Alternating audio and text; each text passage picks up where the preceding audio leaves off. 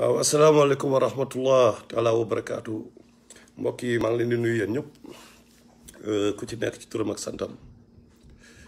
di nuyu n'est-ce pas sénégalais yi di leen masawu ci fitnawu coronavirus bi donc sans plus tarder xam naa dañu rek annoncé waat thème bi thème tey bi parce que bon tey moom dañu am ay invité quoi après naa leen kii introduire donc thème tey bi tey moom dinañ wax ci li xew Sénégal amin li xew France surtout par rapport ak suñu mbokk yi nga xam ne dañ fa peut-être dañ fa perdre seeni bakkan dû au fitna du coronavirus comme ni ma koy waxee ne ñoo xam dañ mujj a dañ nekk ay victimes coronavirus bi maanaam xaw ma ndax information yëpp ñi ñaa ngi koy jot normalement ou non mais bakkan yu mu faat foofu am suñuy mbokk nag ñuy mbokk yu nekk foofu noonu ci France nekk di ci yëngu pour que ñu rapatrier corps yeeg yooyu donc am benn situation bu ci am ay rëq-rëq yu ci am léegi nag bon bëgguma dugg ci détails yi xam naa ñoom ñi nga xam ne ñoom ñoo fa nekk peut-être ñoom dinañ gën a mën a expliquer exactement en détail li fa am beneen bi deuxième point bi nag moom mooy par rapport ak Macky Sall aide alimentaire bi nga xam ni wala 1000 milliards yi nga xam ni dañ ko destiné aux familles vulnérables yi nga xam ni vraiment il compte leur venir en aide comme bon entre guillemets comme ñoom ni ñu koy waxee léegi nag buggu ñu waxtaan ci tajeex bi comme on dit ñu tajeex bi parce que dafa mel ni yaa anguille sous roche comme man moom ni ma leen ko waxee woon depuis le début histoire confinement beeg yooyu woo gars yi woo ay ku nekk ñu woo la pour nga ñëw ñoo xam ne ils n'ont rien à voir ils peuvent rien apporter aux personnes yi nga xam ñooy yëngu ci dimbali nit yi comme docteur yeeg yooyu xam nga wala ci côté sensibilisation ñu woo leen bàyyi experts yi donc li ñu gisoon mooy c'était de la poudre aux yeux politique la woon right beneen bi aussi mooy ni ñenn ñi ci opposition bi demee wuyu ji tamit bon ñun ànduñu ci woon xam nga parce que dafay am ay contradiction yenn saay léegi beneen bi aussi mooy virus bi ni répété nañ ko répété waat ko du benn virus boo xam ni dafay nelaw de 18 heures de 20 heures à 6 heures du matin après 6 heures du matin nag muy soog a tëddi comme ça nit ñi mën ngeen génn donc confinement bi dafay nekk total wala xam nañ nag c'est pas instant bi c'est pas possible au Sénégal mënul nekk ñu def ko comme tubaab bi ni ñu koy defee parce que ñoom am nañu ay carte bancaire mën nañu woote mën nañu order lekk par exemple dañu utiliser seen téléphone pour commander lekk ñu délivrer leen ko xam nga seen système daal en tout cas ñoom liggéey nañ de sorte que affaire yi même bu leen kiiyee tamit am nañu ay alternatives et tout donc ñun loolu mooy suñu problème nit ñi il faut ñu génn góorgóorlu ji ñibbisi donc léegi nag est-ce que dañu war a topp tubaab yi ni ñu defee confinement bi wala parce que adduna bi yëpp moo ngi koy def ñoo ngi koy def ñun ñu ne couvre-feu donc nit ñi dankaloo toute la journée ñu tëj jumaa yi tëj lépp xam nga après nag guddi gi ñu ne bon nit ñi nañ dankaloo ci marché yi ñu tëj jumaa yi et autres guddi gi nag 20 heures ñu jàpp di dóor nit ñi fii di kii naan pour man le problème reste entier ça sert à rien loolu c'était mon point donc ñi ma am tey ci panel bi mooy nous avons n'est-ce pas Maysa Mbaye moo ngi ci panel bi moom moo ngi France vraiment di yëngu ci jàppale sénégalais yi nga xam ni bon yàgg na yëngu bien sûr ci affaire yu bëri surtout biir France association lépp luy nga xam ni combat la pour li nga xam ni diaspora bi daf ci am wàll moom defe naa ñëpp ràññe nañ ko ci léegi nag bii moom cette fois-ci moom mu nekk ci beneen combat boo xam ni c'est par rapport ak n'est-ce pas rapatriement corps sénégalais yooyu nga xam ni dañoo génn àdduna biir France ñi nga xam ne ñi coronavirus bi yóbbu seen i bakkan wala ñi yàlla yóbbu seen bakkan jaarale ko ci coronavirus bi xam nga donc on a Tamsir Bathily donc ñu bëri xam nañ ko tamit normalement ñi nekk ci kii mu nekk tamit benn borom xam-xam boo xam ni vraiment ku am lijaasa jàng ba pare di ko appliquer tamit di ko wane ci ay position am ba pare di ko nekk nit ku baax aussi xam nga patriote bien sûr vrai patriote donc ñi ko xam naa dinañ confirmer li may wax xam nga donc moom tamit moo ngi en France di topp tamit actualité politique bi mu doon kuy topp actualité politique bi à part loolu aussi ñooñu Abdoulaye Sall moom fii la nekk États-Unis fii la nekk moom tamit bon depuis bu yàgg moo ngi yëngu ci n'est-ce pas xool jàpp ci combat bi n'est-ce pas pour Sénégal chaque fois dañ ko il est très actif ci combat yi pour Sénégal pour n'est-ce pas peuple sénégalais bi donc bon il a aussi ses diplômes pour dire que bu ñu waxee diplôme on parle de diplôme yi école bi ak ci diplôme mbedd bi man loolu laay woowee diplôme mooy xam-xam ok so donc ñooñu daal la ñetti ñooñu la ñu am tey comme panéliste bon ñi ñuy partager n'est-ce pas live bi tey donc gars yi ma bàyyi leen ngeen présenté wu amin ngeen nuyoo sénégalais yi après nag ñu dugg ci kii bi ñun nag suñu style freestyle la bu leen ko fàtte ñun moom dinañ wax lépp waaw lépp la ñuy wax te dañ koy wax teg ko ci yoon tamit incha allah nekk luñ fi Massamba nekk luñ fi Mademba peuple bi lañ fi nekkal nekk luñ fi opposition nekk ñu fi parti au pouvoir ku ci def loo warul def ñu dañ koy wax surtout xam nga parce que peuple bi moo ñu ñor quoi xam nga donc Maysa salaamaaleykum. waaleykum salaam wa rahmatullah. Makhtar maa ngi lay nuyu bu baax a baax. waaw ñoo ngi lay delloo ñoo ngi lay fay. di rafetlu invitation bi mais aussi di nuyu suma mbokk panélistes yi. dellu di nuyu ñëpp ñi nga xam ne rek ñu ngi lay suivre. et bon di rafetlu bu baax a baax liggéey bi ngay def au niveau de la diaspora. liggéey bi ngay def pour sa réew parce que li nga wax tout à l'heure rek bon ñun noonu lan la xamee. dagal la xamee comme quoi que nit ki nga xam ni day chercher tout le temps rek lan moo gën ci réew bi lan moo gën a jub donc li ñuy wax du bari rek dañ koy teg sunu diggante ak sunu borom. xam ni ëllëg kenn ku ci nekk aussi sa borom dina wéet ak yow ba mu def ba nga defe ni yow rek la sàkkoon donc lépp lu ñuy def ci àdduna rek. na tegu ci justice. même te et puis entre Sénégalais ak duñ sax ay ennemis on est parfois des adversaires parce qu'on n'a pas la même vision. donc loolu dañ koy lu ñu war di sàmm la donc dellu di la delloo kàddu bi rek wala di jox yeneen gars yi ñu présenté aussi. waaw Tamsir salaamaaleykum Tamsir Bathily yaa ngi dégg allo wala Abdoulaye Sall. asalaamaaleykum. waaw gars yi ñoo ngi naan ñu yokk son bi de xaar leen ñu jëm a yokk son bi waaw. ok asalaamaaleykum gars yi Matar yaa ngi dégg. waaw ñoo ngi lay dégg waaw. ok waaw salaamaaleykum gars yi maa ngi leen di nuyu ku nekk sa tur di la sant. comme ni que Maysa waxee Maysa tamit ñu ngi xamante ne pour le combat pour le Sénégal. donc comme ni ko waxee in the beginning nee na ñun ñëpp ay Sénégalais la xëy na souvent nag sensibilité yi bokkul ak vision yi mais souvent boo ko xoolee ñun ñëpp ñooy daje ci benn koñ. dëgg la. def naa ne que patriote loolu la. waay patriote mooy ki nga xamee ni que par exemple bëgg nga sa réew mais man xëy na sama gis-gis damay jaar dama gisee pour ñu résoudre les problèmes des Sénégalais. xëy na yoon bu gudd la xëy na Maysa dafay moom dafay jàdd koñ. Matar nekk koñ bu gàtt donc je crois que loolu mais à la fin dañuy ñaan yàlla rek ñun ñëpp. léegi vision bi nga am mu daje pour le bénéfice de tous les Sénégalais. d'accord jaajëf merci bien. jaajëf waay Tamsir yaa ngi dégg. waaw salaamaaleykum Matar. waaw waaleykum salaam wa rahmatullah jaajëf sama waa ji. maa ngi leen di nuyu. waaw merci encore ci initiative bi. surtout tey jii ma gis Maysa nekk fii ak Abdoulaye. Abdoulaye moom jotuñoo xamante. mais yow xam naa la quoi xam naa ni koy dugal ci live yi rek Sénégal da ko ñor moo tax. comme ñun ñi ñëpp rek ak comme ñun ñi déglu. li Maysa wax noonu am na importance trop fàttali nit ñi que adversité mën na am mais mosuñoo noonu quoi. lépp lu ñuy wax. débat d'idée la. relever niveau bi nit ñi comprendre jëlee ci xam-xam après ñu avancer ci yeneen quoi. noonu la ñu effectivement jaajëf léegi sans plus tarder ñu dugg ci waxtaan bi Maysa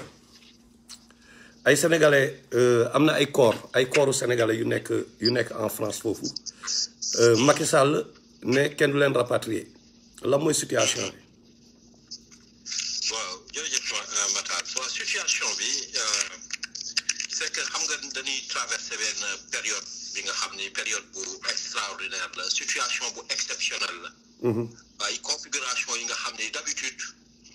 du àdduna du doxee noonu tey jii mën naa wax ne dafa mel ni danoo yoroon avion di naaw ba si yàgg rek mu am secousse. Avion bi commencé di décrocher ñu gis ne àdduna partout am na benn ralentissement buy am na benn cause aussi bi nga xam ne dafa taxaw et d'habitude situation yu mel nii bon ñaari façon nit moo am na nit yi nga xam ne dañuy ragal dañuy rejeter lépp dañuy rejeter am na nit yi nga xam ne nag ñoom seen humanité dafay gën a yokk ñoom dañ xool tout de suite rek nan la ñuy mën a def pour jàppale seen bokk parce que voilà feebar la solidarité defe naa moo ñu ci war a génne donc ci kaw situation boobu bi feebar bi commencé rek OMS parce que mooy organisation mondiale de la santé dafa defoon benn avis dafa waxoon ne dañu moytu moo xam transport yi moo xam di bouger moo xam corps yi tamit parce que dina am ay mort nuñ leen di déplacer parce que loolu yëpp mën na yóbbu virus bi fenn fu nekk bu ngeen rappelé wu bu baax sunu président Macky bi mu génnee dafa taxaw ne tey jii ñu ngi toll ci situation de guerre ñu bari émotion jàpp leen parce que doomu aadama tamit noonu ngay doxee ñu daal di ne am na kat ay étudiants yi nga xam ne ñu ngi au niveau de l'épicentre de la maladie fële ci Échine waaw kañ leen dem jëlee yu demee noonu Macky Sall génn ne bon non war a jur leen mën a jëlee ndax amuñu les moyens bon ni mu koy expliquer sax xëy na bon communication foofu dafa des man loolu rek laa ko ci reproché mais par contre la décision dama ni non c'est une très bonne décision parce que kenn xamagul fan la situation bi toll donc du jël benn bombe bu baalaam di ko dugal ci biir kër te xamoo noo koy désamorcer bu exploser dafay rey ñëpp donc am na ñu d'accord am na ñu d'accordul parce que àdduna tout le temps noonu rek lay demee tey jii bon ñu bari xam na ni bon voilà c'était la bonne décision ci kaw loolu la ñuy dox jamono tamit dafay évoluer te loolu moo daloon aussi tubaab bi fii parce que tubaab yi am na fii benn conseil bu ñuy wax le haut conseil bi nga xam ne moom mooy saytu affaire kaaraange yaramu nit yi daal santé ñooñu tamit dañoo jël benn avis bi nga xam ni mois de février lañ ko jël ne koor yi ñiy daanu na yooyu ëpp nit yi dee maanaam bu kenn jege bu kenn laal ñoom bon ñoo koy jël ñoo koy suuli daal pour bañ nit yi contamination bi continuer donc loolu nag émotion bu bari la indi fii ci population bi am na ay ñu bari ñu génn à la télé bu ngeen suivre télé bi daal ne waaw mais ñun suñu ay parents ñoo décédé amuñu sax droit gis leen amuñu droit laa leen nekk ñu demee noonu mais waaw yi jël nañu décision boobu et puis parce que amaguñu woon toutes les connaissances yi nga xam ni virus bi noonu lay doxee et loolu la ñuy wax précaution bi nga xam ni dañ ko war a jël c'est une précaution sanitaire donc foofu la loolu moo doon dox ba si yàgg ñuy gën a comprendre virus bi nan lay dox bien que ba léegi sax maîtriser guñu lu bari ci virus bi waaye y a une certaine évolution parce que virus yi ñu ne ñoom a dëkk bii virus lu tax mu dangereux parce que virus bi dafa traverser ce qu'on appelle la barrière des espèces donc virus bi nga xam ne kenn xamu ko dafay muter donc yooyu yëpp am na ci mais bi ñu demee ba ci biir ba ci mars bi borom xam-xam yi dañoo toogaat biologiste yeeg ñi nga xam ne ñëpp médecins yeeg ñëpp ñi doon toogaat ñu daal di xool daal ne kat maintenant xam nañu nu ñu war a mën a def ba nga xam ni maanaam parce que américains yi foofu def nañu étude virus bi ñaata temps lay toog sur telle surface mën ñu continuer dund européens yi fii tamit def nañu ay études chinois yi tamit ñi nga xam ne daloon na leen def nañu ay études mais xam nga OMS bu jëlee benn avis parfois dina jëlaat temps pour mu jëlaat beneen avis mais avis conseil la rek bu muy jox état yi mais état bu nekk nag yow yaa moom sa réew mais à un moment da nga war a dajalaat sa borom xam-xam yëpp ngeen waxtaan par rapport ak connaissance maintenant yi ngeen am parce que y a eu une évolution ngeen joxewaat yeneen directive bon malheureusement Sénégal joxew ko man nii tout à l'heure rek parce que y a eu un jeune papam daf fi nekkoon daf fi doon liggéey après dellu Sénégal jël retraitam quoi dellu Sénégal mais day dellu si de temps en temps di faju malheureusement bi mu ñëwee di faju si coronavirus bi da ko yóbbu mais toute sa famille au Sénégal en Casamance moom rek moom moo nekk fii et désiru papaam parce que nit ku nekk booy dund timit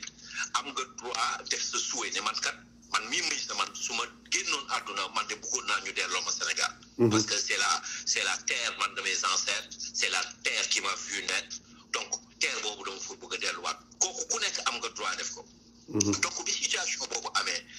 jeune boobu jóg porter le combat ñu accompagner ko parce que tamit c'est un Sénégalais may dama toog bi ma woowee wax ma ko ma ni ko da ngay xaar parce que virus bi kenn xamu ko te ñun lépp lu war a dugg Sénégal tey jii na fa indi musiba ñun duñ ko d'accord nag may ñu def l'étude bi nga xam ne étude boobu la ñu war a def ñu woote parce que ñun ñu ci bari tamit ay jullit la ñu mais ñu bari dañoo gëm yàlla mais man ci l'islam laay attee sama bopp donc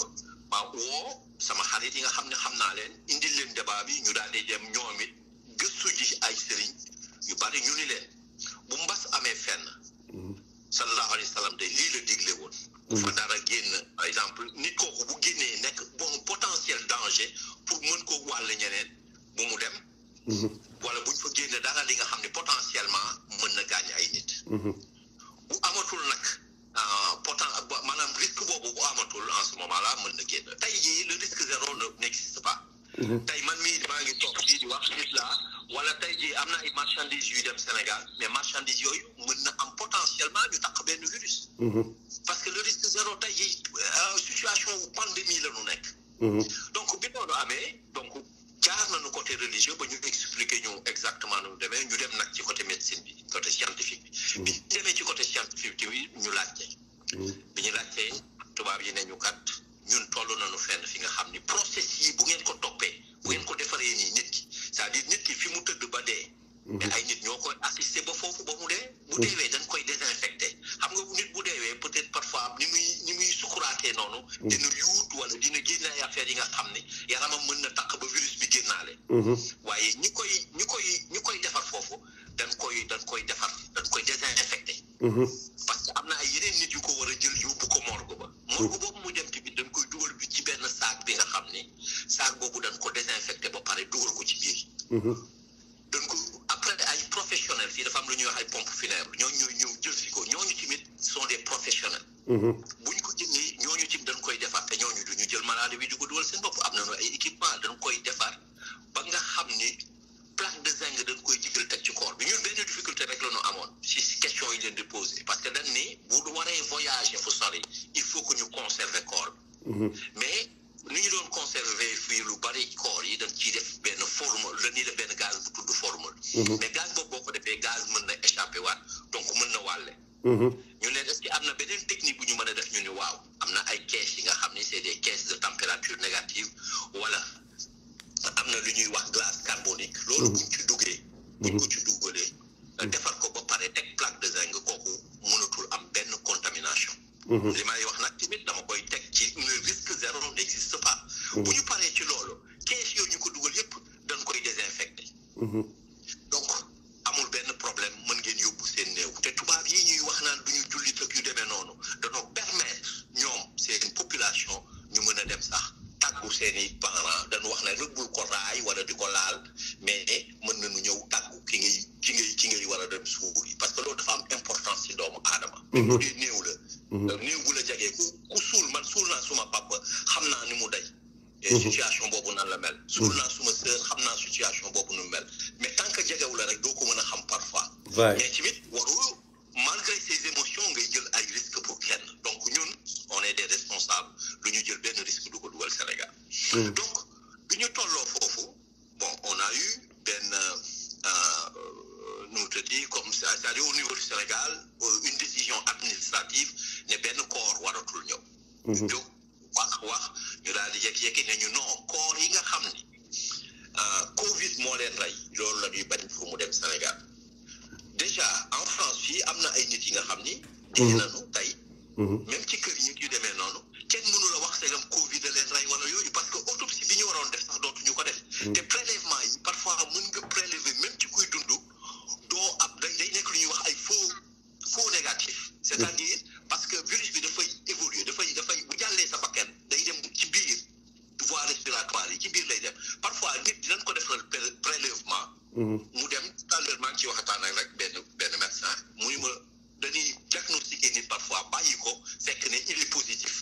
mais affaire bi ñu dugal ci bakkan bi moo dul yegg fekk virus bi migré na ci biir. donc tey jii am na ñi nga xam ne dee na kenn deful leen autopsie mais mënuñu wax dañ leen di bindal nii rek situation bi mu toll moo exceptionnel. donc loolu la ñu bañ ñu def ñu ne nag ñun loolu du demee noonu. parce que ñun ñëpp bokk Sénégal parce que dès le début sax de la maladie man États-Unis damay dégg ñuy wax mais États-Unis kenn du wax ay cas wu importé ay affaires yu demee noonu donc loolu dafa baptiser déjà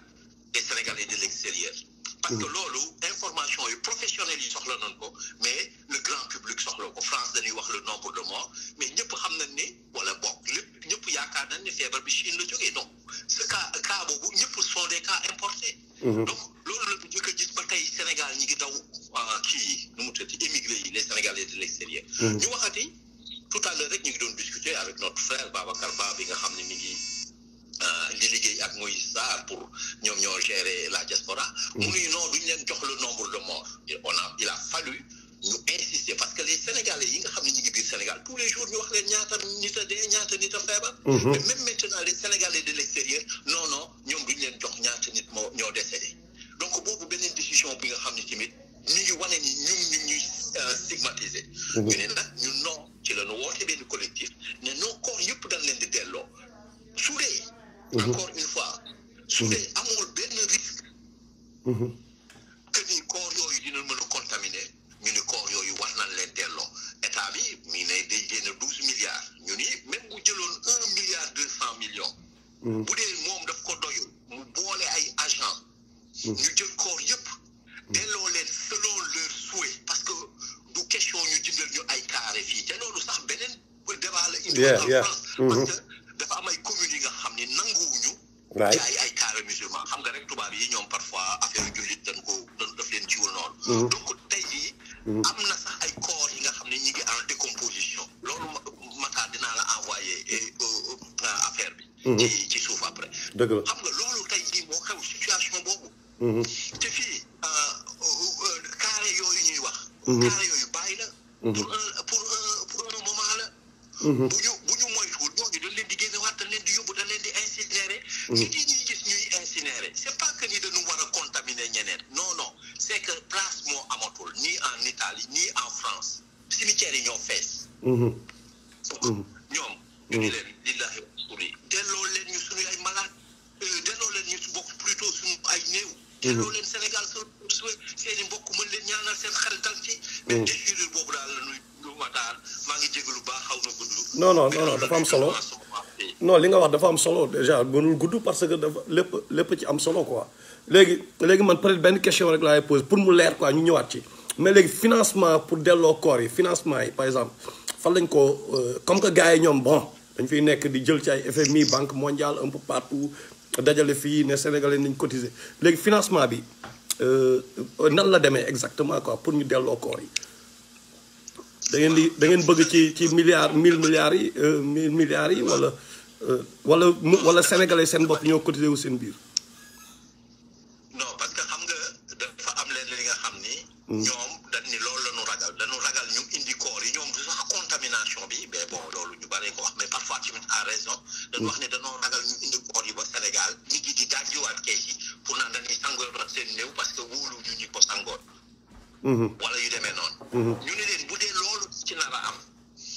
da ngeen ko jël si ngeen boole ay agent ku nekk wax la fan la bëgg a suul ñu dem ba suul comme ça problème boobu du am maintenant bu dee nag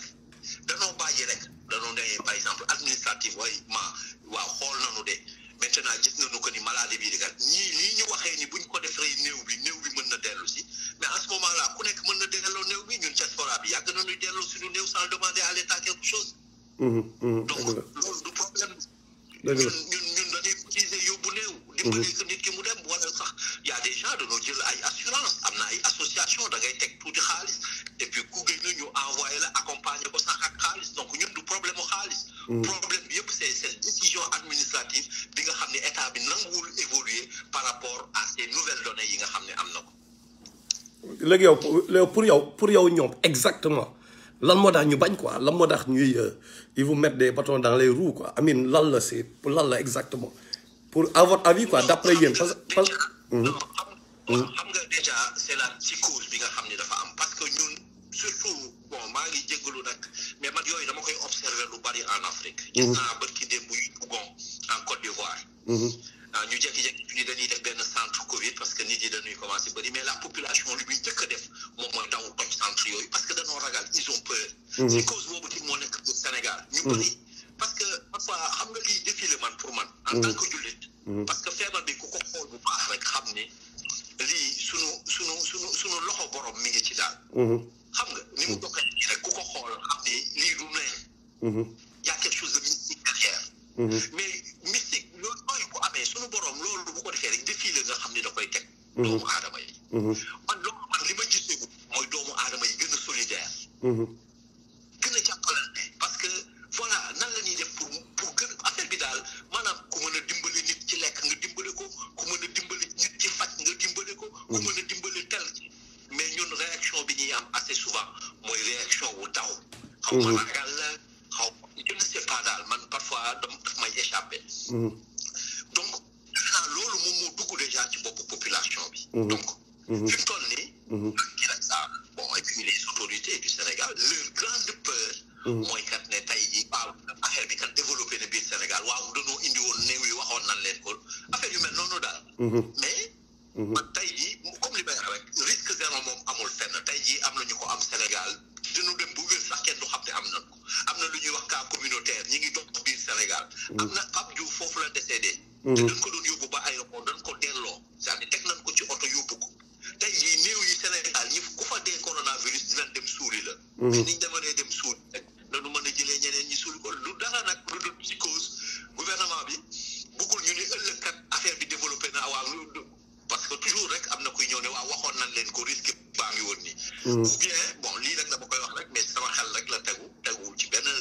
vérification bi am teg ou bien parfois suñu médecin yooyu au lieu que ñu jël décision ñoom toogaat waxtaan xëy na sax temps bi la ñu amul ñoom ñi ngi daw ci leneen et puis voilà. man daal mënu ma la wax exactement lii la parce que fii kat mi nga xam ne ñi ngi respecté doomu aadama yi tout à l'heure dinaa la envoyé tamit beneen texte bi nga xam ni waa Suisse li may wax nii exactement la ñuy wax. amul benn risque. nañu delloo si waat suñu xel xam ne ñii ay doomu aadama lañu xam ni tey jii ñuy waa diaspora bi ñun ay doomu Sénégal lañu ñun ñëpp tamit mën nañu toll ci situation bi parce que ñi dee ñun gënuñu leen. donc loolu moo tax nag ñu woote collectif boobu ne ñëpp. xaw na ay waa APR yi waa kii mais tey ñëpp sol maillot diaspora pour ne dire que ni non luy ñun duñ ko nangu voilà donc. man daal loolu la amoon lu ma ci wax. waaw jaajëf Maysa affaire bi leer na vraiment leer na ñu fàttali mbokk bon ñoo ngi ñëwaat ci yow donc Nouveau Tamsir ak Abdoulaye Sall ñoo ngi ci line bi donc di fàttali mbokk yi rek ñun moom na leer pour mu leer parce que Sénégal gars yi bu ñu la xasee ba bañ par exemple bu ñu bañee Macky Sall lépp lu muy def c'est pas bon comprendre nga bu ñu ko bëggee tamit lépp lu mu def c'est bon ñun nag wax dëgg yàlla duñ fonctionner noonu. ku nekk li nga def lu baax dañ naan kii vraiment ñun bëgguñu mu nekk suñu président mais fii lu baax la defal donc nous allons être et continuer d'être très objectifs par rapport ak lépp quoi xam nga loolu il faut ñu leeral loolu d'abord xam nga ensuite Maysa avant ngay dem sax dafa am lu ma la bëggoon imaam yi parce que c'est important wala Tamsir yow bu nekkee mën nga si intervenir imaam yi da nga ni consulter ngeen leen les imams nga maanaam ñi yëngu ci diine consulter nga leen bon ñu génne benn ñu basé wu ci benn xadisu rasulullah sallallahu alayhi wa sallam mooy bon xadis bi ñëw xam nañ ko normalement mooy kii Abdourahman ibn Awf radiallahu anhu muy wax Abu Ubayda ak Umar n'est-ce pas donc mu ne ñu kii ñi nañu toog foofu ñi nga xam ne feebar parce que jamonoy peste la woon ñi peste bi daal toog leen foofu bu leen bouger ñi mu dalul bi ñi mu dalul ñoom bu leen dugg ci dëkk bi nga xam ni foofu kii bi am na fa épidémie am na fa right mais léegi imaam yi est-ce que laaj ngeen leen maintenant lan la rasulullah sallallahu alayhi wasallam wax wala est-ce que waru leen dem tamit ngeen laaj leen ci li mu wax ci ñi nga xam ni dañu patient bu genre mbir yi amee ak dëkk bu ñu mënta nekk dañoo toog ñu patient ñu kon ne am iman mais fi ñu deewee mais après ñu nekk ay martyr bu ñu deewee ay martyr la ñu nekk right léegi nag mais martyr fi mu deewee foofu lañ koy suul foofu la wax ji nekk quoi martyr bi bu nekkee ku nekk sa mbokk